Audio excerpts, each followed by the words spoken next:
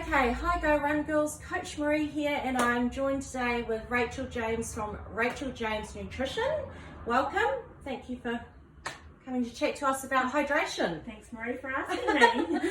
Okay, cool. So I've grabbed Rachel just this morning, and so we haven't practiced this or anything, but I thought it was quite important to talk about hydration as we get into summer. It's getting hot, it's getting muggy, and I've definitely learnt from a run in the weekend that's just gone that I should have had electrolytes or something with me, not just water. So I wanted to bring you a short little video just to share some tips around that and how to look after yourself during this hot training that's going to be happening. Absolutely, and it's only going to get hotter too, isn't it? It is, yes. Summer's on its way. So we want to start thinking about our hydration, right? Absolutely. As you said, Marie, it's definitely getting hotter. So now's the time to start adding some form of electrolytes to your training. As you said, you had an experience in the weekend when you didn't have electrolytes and felt the detrimental effects of that, which will be different for everyone. So even if you even make up a homemade electrolyte drink like we've got on the site, Marie, yes, we have a recipe there.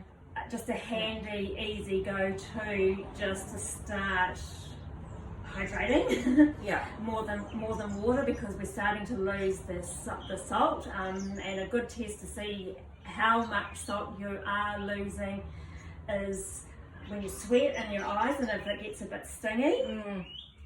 Also, I always find if I lick my lips and it tastes a bit salty, that's a sure sign that you need some electrolytes.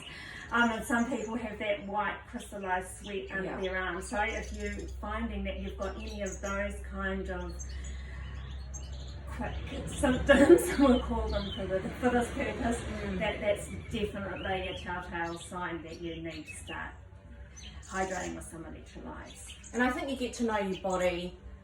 Once you've started training, you get to know your body, and when you're really lacking in electrolytes, and water's just not going to cut it. No. Like normally, like all the science, and you go on to any running site or nutrition, and they say, you know, you need to start hydrating after a certain amount of time or a certain amount of Ks, which is the nutrition comes into play in electrolytes, I believe, after that sort of 2-hour mark. But honestly, this last weekend, I had been out there for an hour and I was dying. I felt like I was dying and needing electrolytes. Yeah, absolutely. And even I would tend to start even having some form of electrolytes maybe a day or two out. From, especially if you're having those longer runs, and definitely if you've got an event coming up, I would absolutely start having some form of electrolytes or a drink that's a little bit more than water. So that preloading, thing. Also, I find that afterwards as well, you can still carry on with the electrolytes or the salt in the drink, and so you're replacing. Yes. So also, you know, other reasons that we could be getting, we could be needing more water and more electrolytes, perimenopausal. Yes, so this is a very interesting space, and you'll find that there's a lot of information out there around, especially athletes who are in that perimenopausal state. I know we kind of talk about hydrating to thirst, whereas if you're in that perimenopausal state, I would be more inclined to, when you're hitting your run, having a target hydration plan, so every 10-15 minutes alternating between your electrolyte drink and your water, because your thermoregulation is always a little bit dysfunctional as your hormones change. So you might go from being, oh yes, I'm fine, to finding that you're quite hot quite quickly. And I've spoken to a few people about this recently. So in that perimenopausal space, even if you don't know if you're in that stage of life, but if you're in that roughly that 40 to 50 age group, I would hydrate to plan rather than to thirst. And another tip too is, because it's going to get really hot out there, is things like running first thing in the morning, running last thing in the afternoon when the sun's going down, having a ice cold beverage 20 minutes, 10 minutes before you go out for your run can help. Yes. And also layering as well with your clothing as well, so that you can, so if it's a bit cool when you're going out, but you know that your body temperature can change quite dramatically, that you've got the layers on, that you can shed your clothes quite quickly. Strip off and without being too naughty.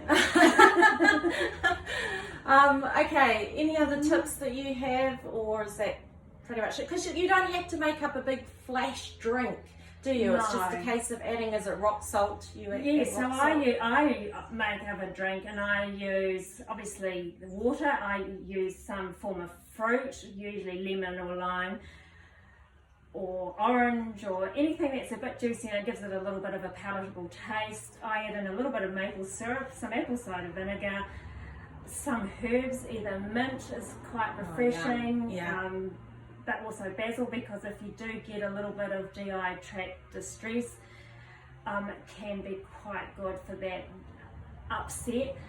Did I say ginger? No. And ginger, precisely for that reason as well.